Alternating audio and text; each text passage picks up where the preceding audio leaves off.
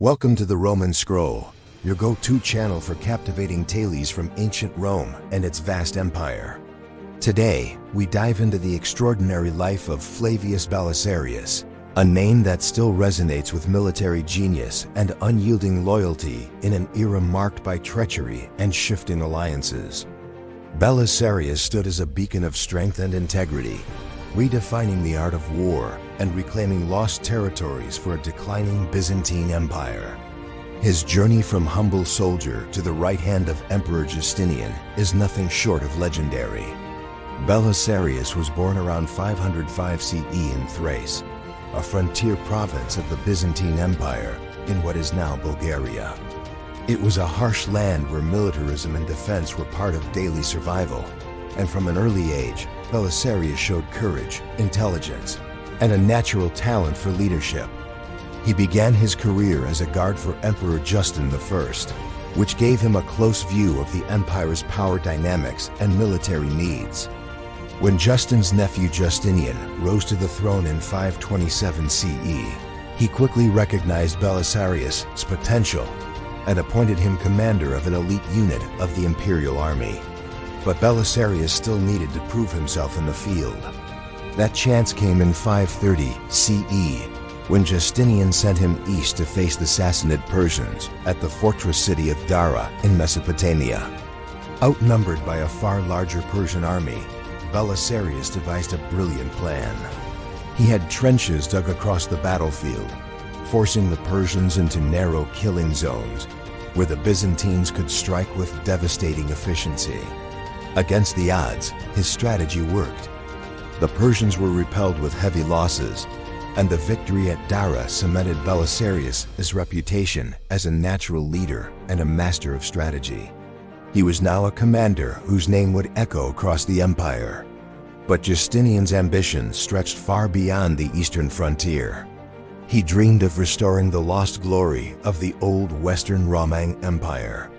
In 533 CE, he sent Belisarius with just 15,000 men to retake North Africa from the Vandals, who had ruled there for nearly a century.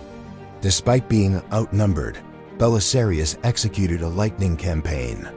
Landing near Carthage, he struck quickly and decisively, defeating the Vandals in a series of battles. Their king, Gelimer, captured and humiliated, famously asked Belisarius for food, water, and a harp to sing of his downfall. Within months, the Vandal kingdom ceased to exist, and North Africa was once again under Roman rule. Next came Italy. In 535 CE, Belisarius was tasked with wresting control of the peninsula from the Ostrogoths. He began in Sicily, securing the island as a base, then marched northward. After a grueling siege, he captured Naples, and in December 536 CE, he entered Rome itself. But victory came at a price. The Ostrogoths were determined to retake the Eternal City, and in March 537, they began a siege that would last more than a year. Supplies dwindled, disease spread, and morale faltered. Yet Belisarius refused to yield.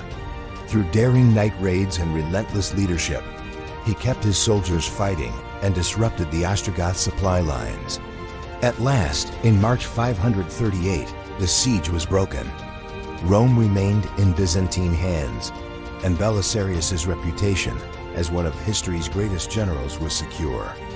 Still, Justinian wanted more. In 540 CE, Belisarius marched on Ravenna, the Ostrogothic capital. Facing starvation and despair, the Gothic king Vitiges offered Belisarius the crown of the Western Roman Empire, hoping he would betray Justinian. Belisarius pretended to accept, entered Ravenna, and then revealed his loyalty. The city surrendered without bloodshed, Vitiges was captured, and Italy seemed restored to the empire. Belisarius had reclaimed the very heart of the old Roman West. Yet, even as he secured glory on the battlefield, his triumphs bred suspicion in Constantinople. Justinian and his powerful wife Theodora grew wary of his popularity. Belisarius was recalled from campaigns on flimsy pretexts, accused of conspiracies, and stripped of command more than once. In 541, He was briefly removed after accusations of treason, only to be reinstated when a Hun invasion threatened the capital. Years later, in 562, he was accused again, imprisoned, and though released, he never regained his former power.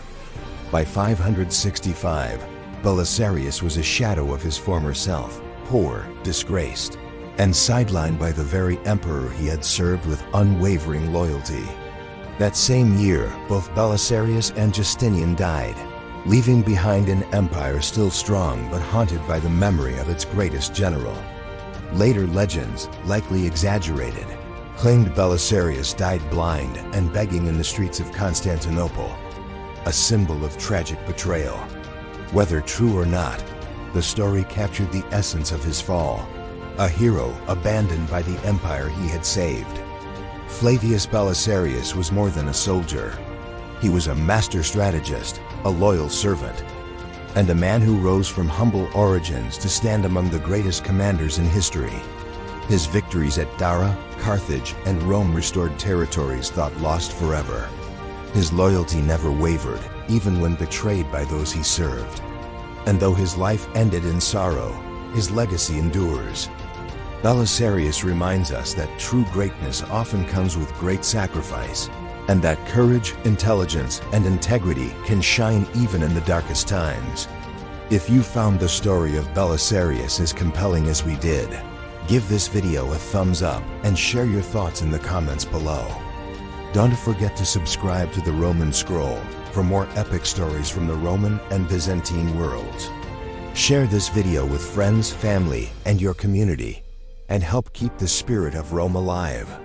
Because the past still has lessons to teach us, and the next tale may change the way you see history forever.